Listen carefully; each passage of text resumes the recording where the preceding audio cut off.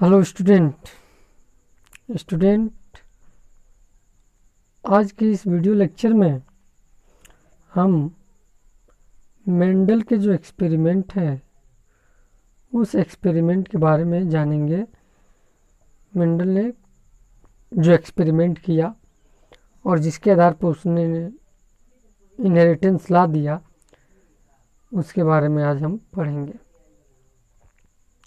तो स्टूडेंट, आप सभी का नारायण बायोलॉजी क्लासेस में स्वागत है।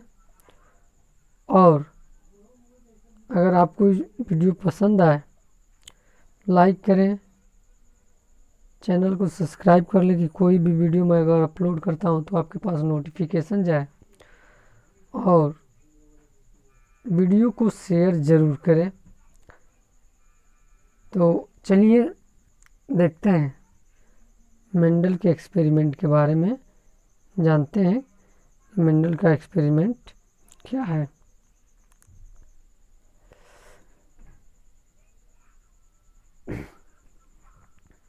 मेंडल जो थे, इन्होंने गार्डन पी को चूज किया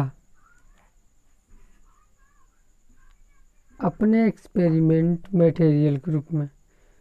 यानी मेंडल ने गार्डन पी प्लांट को अपने एक्सपेरिमेंट में मटेरियल के रूप में चूज किया।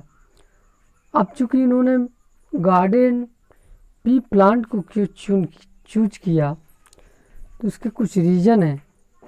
उसके रीज़न ये हैं कि इनके अंदर वेल डिफाइंड कैरेक्टर होते हैं। वेल डिफाइंड कैरेक्टर का मतलब आप गार्डन पी को देखकर ये बता दोगे कि उसका कलर वाइट है, या फ्लावर का उसका कलर वाइट है, या पिंक है, या वायलेट है, लीफ के हैं, उसके अंदर रूट है। वेल डिफाइंड कैरेक्टर होते हैं गार्डन के पी के पास। साथ ही साथ अगर फ्लावर देखें तो गार्डन पी का जो फ्लावर है वो होता है बाइसेक्सुअल। बाइसेक्सुअल का मतलब ये है कि एक ही प्लांट में मेल और फीमेल दोनों रिप्रोडक्टिव ऑर्गन्स पाए हो जाते हैं। अगला जो कैरेक्टर है वो ये है कि इनमें मुख्य रूप से सेल्फ फर्टिलाइजेशन होता है। मतलब सेम फ्लावर का ही पॉलन ग्रेन सेम फ्लावर के फीमेल रिप्रोडक्टिव ऑर्गन पर जाकर लैंड करता है और वहाँ पर सेल्फ फर्टिलाइजेशन होता है। अगर हम दो अलग अलग कैरेक्टर के प्लांट को लेकर एक दूसरे से क्रॉस कराना चाहें तो हम आसानी से क्रॉस करा सकते हैं। मतलब इजी हाइब्रिडाइजेशन इनमें होता है।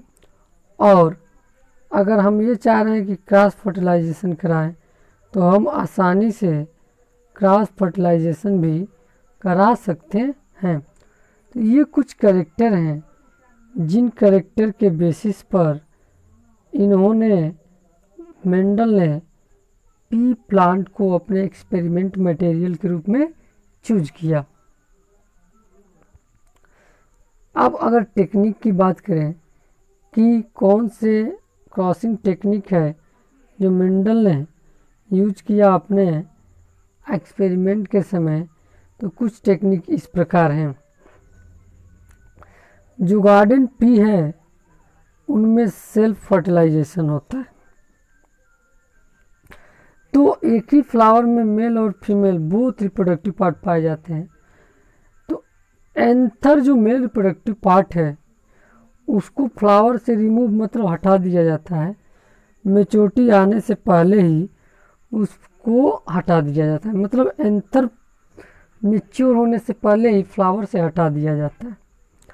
और फ्लावर को से मेल के पार्ट एंथर को हटाना, यानी कि स्टेमन को फ्लावर पार्ट से हटाने की प्रोसेस को ही इमैस्कुलेशन कहते हैं। हम क्या बोलते हैं उसे? इमैस्कुलेशन। तो इमैस्कुलेट कर दिया जाता है। अब ये जो स्टिग्मा है उसको प्रोटेक्शन दे दिया जाता है किसके अगेंस्ट में, तो जो फॉरेन पॉलन ग्रेन है, दूसरे जो पॉलन ग्रेन है वो आ करके उस इमैस्कुलेटेड फ्लावर के फीमेल रिप्रोडक्टिव पार्ट पर लैंड ना करे, इसलिए उसको प्रोटेक्ट कर दिया जाता है किसकी सहायता से, तो with the help of bag की सहायता से उसे हम अब जो फ्लावर में सिर्फ फीमेल रिप्रोडक्टिव पार्ट है उसको कवर कर देते हैं। इस प्रोसेस को हम बैगिंग कहते हैं। इस प्रोसेस को हम क्या बोलते हैं, बैगिंग कहते हैं। अब देखिए, जब जो पॉलन ग्रेन है जब डेसेंस स्टेट में आ जाता है तो डिजायर प्लांट से मेल जिनमें पाया जाता है उनका पॉलन ग्रेन ला करके हम जिसको बैगिंग किए हैं उस प्लांट के स्टिग्मा पर डस्ट कर देते हैं, या इमैस्कुलेटेड फ्लावर के स्टिग्मा पर हम क्या कर देते हैं, डस्ट कर देते हैं। और उस समय जब ये प्रोसेस कब करते हैं, जब पॉलिनेशन होने का समय होता है, यानी कि जब एंथर मैच्योर हो जाता है और स्टिग्मा भी मैच्योर हो जाती है। तो जब स्टिग्मा मैच्योर हो जाती है तो उसमें रिसेप्टिविटी की कैपेसिटी आ जाती है, मतलब अब वो पॉलन ग्रेन को आसानी से एक्सेप्ट कर लेता है।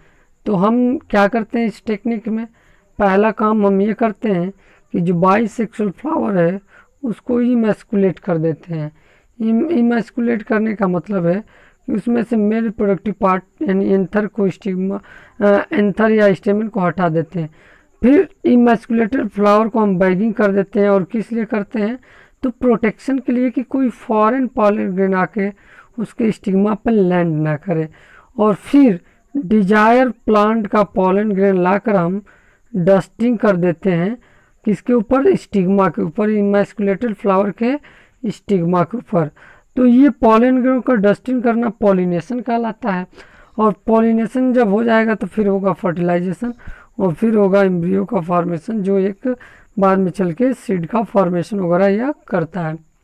तो ये हमने देखा मेंडल ने जो टेक्निक यूज किया अपने एक्सपेरिमेंट में।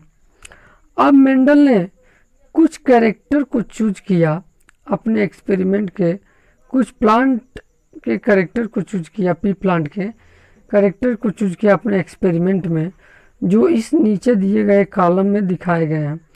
जैसे ये सीरियल नंबर है 1 to 7 और ये कैरेक्टर है जो मेंडल ने यूज किया, मतलब अपनाया अपने एक्सपेरिमेंट में। उसमें से कुछ डोमिनेंट कैरेक्टर है और कुछ रिसेसिव कैरेक्टर है। तो चलिए अगर हम कैरेक्टर की बात करें तो पहला कैरेक्टर है स्टेम की हाइट। तो स्टेम की हाइट जो इन्होंने कैरेक्टर लिया, उस स्टेम की हाइट वाले कैरेक्टर में जो टाल कैरेक्टर था वो डोमिनेंट था और डॉर्फ कैरेक्टर था जो वो रिसेसिव था। इसका मतलब अगर हम टाल प्लांट और डॉर्फ प्लांट को लेकर क्रॉस कराएं F1 जनरेशन में कौन सा कैरेक्टर दिखेगा, टॉल दिखेगा। फिर जो सेकेंड इन्होंने कैरेक्टर लिया फ्लावर कलर को, तो इन्होंने जब फ्लावर कलर को लेकर क्रॉस कराया तो वायलेट और वाइट दो प्लांट लिया और क्रॉस कराया वायलेट और वाइट कलर के फ्लावर का, तो वायलेट F1 जनरेशन में देखा और वाइट नहीं दिखा। तो वायलेट करेक्ट क्या है, डोमिनेंट है, वाइट रिसेसिव है। सेम इसी प्रकार इन्होंने फ्लावर को पोजीशन लिया, फ्लावर का पोजीशन एक्जियल है कि टर्मिनल है। तो एक्जियल जो कैरेक्टर था वो डोमिनेंट था, किसके ऊपर, टर्मिनल के ऊपर। एक्जियल कैरेक्टर क्या था, डोमिनेंट था। अगला इन्होंने कैरेक्टर लिया पॉड का शेप। अगला इन्होंने कैरेक्टर क्या लिया, पॉड का शेप, मतलब फली का आकार कैसा है। तो इन्होंने दो लिया, एक इन्फ्लेंटेड और एक कंस्ट्रिक्टेड। क्रॉस कराने पे इन्होंने देखा क्या कि जो इन्फ्लेंटेड है, फूला हुआ है पॉड, वो डोमिनेंट है और कंस्ट्रिक्टेड क्या है, रिसेसिव है। फिर इन्होंने अगला कैरेक्टर लिया पॉड कलर। इन्होंने अगला कैरेक्टर क्या लिया, पॉड कलर, और ग्रीन कलर के पॉड को इन्होंने येलो कलर के पॉड से क्रॉस कराया। F1 जनरेशन में देखा कि ग्रीन कलर क्या है, दिख रहा है, यानी ग्रीन कलर डोमिनेंट है और येलो रिसेसिव है। फिर इन्होंने सीड का शेप लिया। फिर इन्होंने क्या लिया, सीड का शेप लिया, और सीड के शेप में इन्होंने राउंड सीड लिया और व्रिंकल सीड लिया। तो F1 जनरेशन में इन्होंने देखा क्या कि जब दोनों को क्रॉस कराते हैं तो F1 जनरेशन में राउंड आता है, करेक्टर दिखता है, तो इसलिए राउंड क्या है, डोमिनेंट है, और विंकल क्या है, रिसेसिव है। अगला इन्होंने करेक्टर लिया सीड का कलर, और सीड के कलर में इन्होंने येलो कलर का सीड कलर लिया और ग्रीन कलर का सीड कलर लिया। तो इन्होंने देखा F1 जनरेशन में जो सीड बन रहा है उसमें मैक्सिमम क्या है, येलो है, इसका मतलब येलो डोमिनेंट है और ग्रीन रिसेसिव करेक्टर है। तो ये रहा मेंडल के एक्सपेरिमेंट और चूजन जो इन्होंने करेक्टर चूज किया उसके बारे में। अब मेंडल के एक्सपेरिमेंट पर कुछ क्रॉस कराया गया है जो हम नेक्स्ट वीडियो में स्टडी करेंगे, जो कुछ क्रॉसिंग पैटर्न इन्होंने कराया है। तो अगर आपको वीडियो पसंद आए तो लाइक करें, चैनल को सब्सक्राइब कर लें कि कोई भी नोटिफिकेशन आए जिससे आप देख सकें। और अगर वीडियो में कोई लेक्चर अगर आपसे छूट गया हो तो आप जाकर प्लेलिस्ट में उससे देख सकते हैं। चैप्टर वाइज हमने प्लेलिस्ट बनाया है, उसमें हर एक चैप्टर से जितने वीडियो बनाया है इंक्लूड किया है। Thank you very much for watching.